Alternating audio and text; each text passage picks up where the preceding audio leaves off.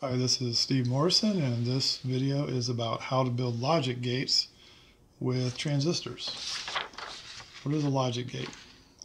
It is the building block of a digital system. It produces the ones and zeros, or the binary outputs, and accepts the binary inputs that are the basis for computer operations. In this video, we're going to cover 5 types of gates: the inverter, the AND gate, the NAND gate, the NOR gate, and the OR gate. We're going to build all these with transistors. First, we already have this put together on a breadboard here. There is a input switch circuit that will produce the ones and zeros for the logic gates to test them. Now, these are designed with bipolar junction transistors and are going to be which are the basis for TTL integrated circuits. And these integrated circuits are where you're going to find logic gates in general. So this chip like this generally is going to have, say, 4 NAND gates, 4 AND gates, 4 OR gates, or 6 inverters in it. But they are built, at least the TTL series technology is built using transistors. Now, there are certain specified logic levels that you want to adhere to, and this is what they are. Your input should be 0 to 0.8 volts for a logic 0, and the output should be 0 to 0.4 volts for a logic 0. Essentially, it's very close to 0 volts for a logic level 0. Logic level 1, the input can be anywhere between 2 volts to VCC, and the output 2.4 volts to VCC, which in this case for TTL technology is 5 volts. So, and the way these are designed here, they come very, very close to these TTL logic specifications. Now, if you want to actually build these, so I'm going to show you the breadboards here. So this is kind of a parts list here. First of all, you're going to need some minimum breadboarding equipment, which is going to be, you can go to breadboardcircuits.com and find it. I do actually recommend this power supply right here. This is a great low-cost programmable power supply that has a resolution, a set and display resolution of 1 millivolt and down to 1 milliamp. It's a 61 volt supply, maximum 3 amps, and allows you to toggle the output on and off so that when you're working on circuits you can make changes to that circuit with impunity and switch it back on when you're done. There's a link to this in the description of this video. Other than that, in the minimum breadboarding equipment that is listed on breadboardcircuits.com, for this project, if you want to build all these, then I would suggest you get 9 general purpose LEDs, the 1/4 watt resistor kit that's shown on breadboardcircuits.com, some 2 and 3904 general purpose transistors. You can build each one at a time. You're going to need a couple of transistors. You want to build all of them at once, you'll need about 10 of them, and there's 2 momentary switches that you're going to need for this test circuit here. So again, this test circuit is going to produce the logic ones and zeros. And essentially how that works is you got a couple switches right here. You got your 5 volts. When you close switch A, the current is going to flow through the LED. You've got a current limiting resistor right there. And that's going to be about 3 to 3.5 volts, which is a logic 1 as an input. The logic 1 specification is between 2 volts and VCC, which is 5 volts. So that's a valid logic 1. When you let go of the switch, this resistor here, R1, the 1K resistor, pulls this down to 0 volts. So this is going to produce a 0 to about a 3 to 3.5 volt output. So that's our input test circuit. We're going to hook that up to each of these gates that we're going to build. So the first one is an inverter. And this is the schematic for it. It's very simple. It's just a bipolar junction transistor to N3904 right there, which is just operated in its saturation region and cutoff region. We have a 2.7K resistor, which is pretty low value for a base resistor, but we want to make sure that that's what I had to use in order to adhere to this specification right here. And a 470 ohm resistor is necessary to sufficiently light the LED. It gives us a low output impedance. So if you're going to design this circuit here, if you're going to build a bunch of these, then you may want to use different value resistors to save power and draw less current, but this is what would adhere to that specification and also light that LED sufficiently. And that holds true for all these gates right here. So this is the inverter. When this goes high, this transistor right here, the base of this transistor goes high, turns this transistor on, and it pulls the bottom of this 470 ohm resistor to low, and you get output of about 0 volts. When this goes low, there's nothing turning this transistor on, and voltage drop across this transistor is about 5 volts, so you're going to get 5 volts out at the output right there. So let's go ahead and hook this up, the inverter.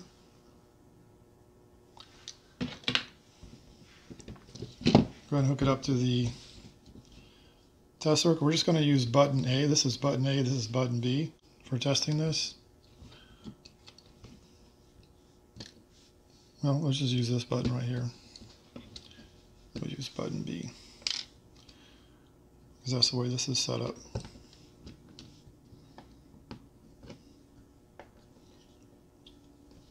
Alright, and we're going to hook 5 volts to it. Okay, so we've got our inverter circuit hooked up. And here, by the way, is the truth table for an inverter. You've got when you have a logical 0 at the input, the output is a logical 1. It's also referred to as a NOT gate. A NOT gate. And then if you have a logic 1, it inverts that to a logic 0. So that's the truth table for that. And so we're going to use this right here, this input. So go ahead and measure the voltage. So this is the input to the inverter right here. Right now it is 0 volts. And the output of the inverter over here, and all we did with this inverter circuit right here is we just plunked an LED in there. We just dropped an LED right in there. You can just put an LED right in there because there's your current limiting resistor. So this is what we have. We've got this right here.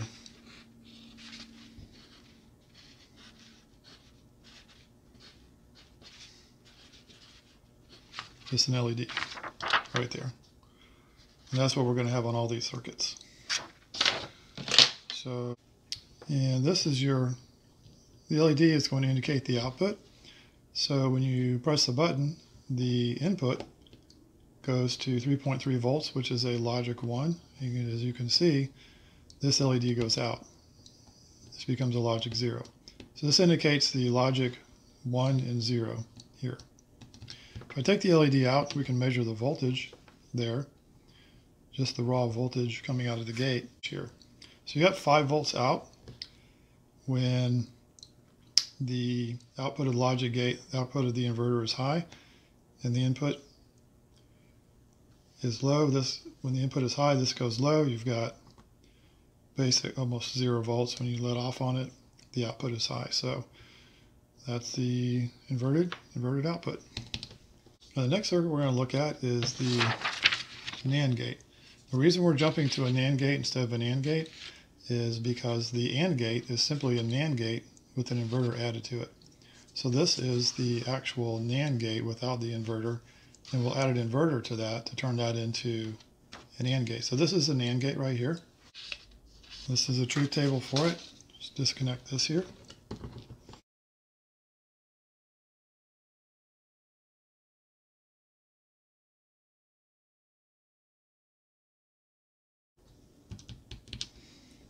Okay, so this is the NAND gate setup. Truth table for the NAND gate is kind of a product operation, so you're multiplying it, but then the output is not this. So you've got A times B. 0 times 0 is going to be 0 in Boolean logic. However, it's inverted since this is an AND gate, so your output is 1. 0 times 1 is 0, but since that's inverted, the output is logic 1. The only time that you have a 0 output is when both A and B inputs are 1. So you have 1 times 1 is a 1, and when that's inverted, it's a 0. So we'll go through these right now. This is 0, 0. We've got an output of 1 there. And we got 0 and 1. 0 and 1, we still have an output of 1. If we have 1 and 0, we still have an output of 1. If both of them are pressed, 1 times 1, and the inverse of that is 0. That gives us our 0 output. And so the way this works is you have the two transistors here. If you have a 0 and a 0, both of these are 0, both of these transistors are off, so there is nothing pulling the bottom of this resistor down. So the output of it right here is going to be equal to the power supply voltage. Because there's no current flowing through this resistor, there's no voltage drop across it, so that's going to be 5 volts. So that'll be the case when either this one is 0 or that one is 0. Both of these have to be on in order for this to be pulled down, for that to be a 0 volt output. And that's what we have here. Now, if you want to create an AND gate, essentially it's just the inverse of this. All we got to do is just add this inverter here from the previous step. And that's what we'll go ahead and do right there. Just create that AND gate. Basically all we're doing is we're going to build this circuit right here, right there, to turn this NAND gate into an AND gate.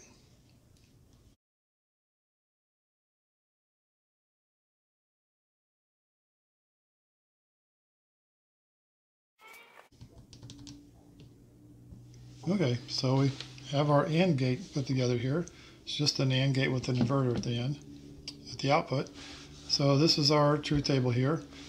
0 times 0 is 0, 0 times 1 is 0, 1 times 0 is 0, and 1 times 1 is 1. So that's the Boolean logic for it.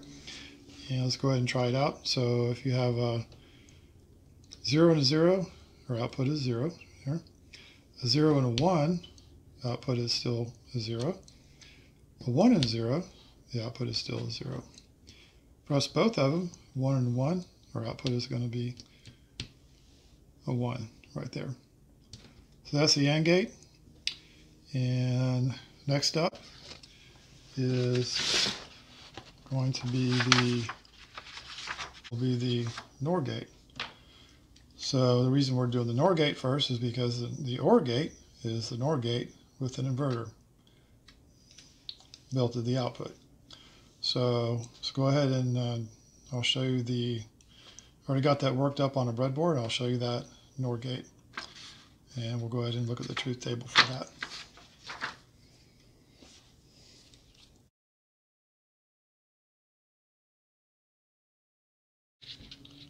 So this is the breadboard for the NOR gate here. And this is the schematic. Essentially it's two transistors that use a single current limiting resistor for the output and for the current limiting resistor for whatever load that you have at the output. And you've got transistor 1. If you were to, let's go with this one here. A is connected to this transistor here through this current limiting resistor on the base. And if both A and B are low, this is your truth table right here. If both A and B are low, the output is going to be 1. So each transistor is shut off, which means that no current is flowing through either here or through here, which means there's no current flowing through this resistor, which means there's no voltage drop across it. So this has to be 5 volts. So when both of these are 0, the output is 5 volts. Next on the truth table is 0 and 1. So the NOR gate output is 0 when the inputs are 0 and 1, because an OR gate is, and this is a plus, in the world of Boolean logic, it's 0 plus 0 is going to be 0. But inverted, that's going to be a 1. 0 plus 1 is 1, but you invert that and then you get a 0. 1 plus 0 is 1. You invert that, you get a 0. And 1 plus 1 in Boolean logic is a 1, but if you invert that, you get a 0. So for the case of 0 and 1 here,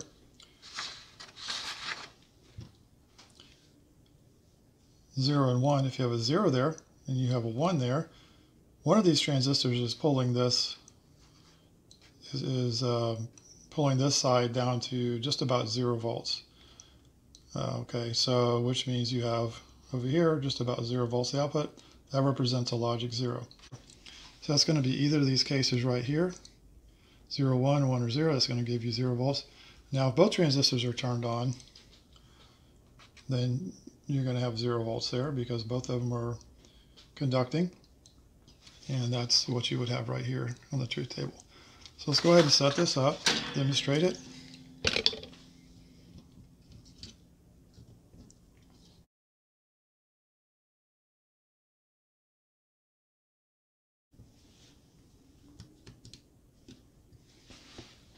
Okay, so we have the NOR gate set up here.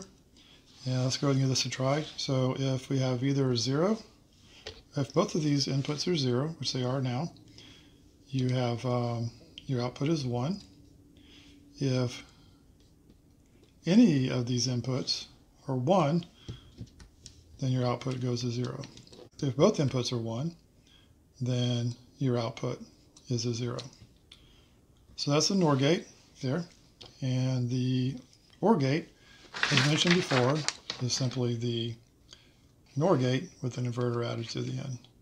Now I'm going to go ahead and throw that together real quick and then demonstrate that.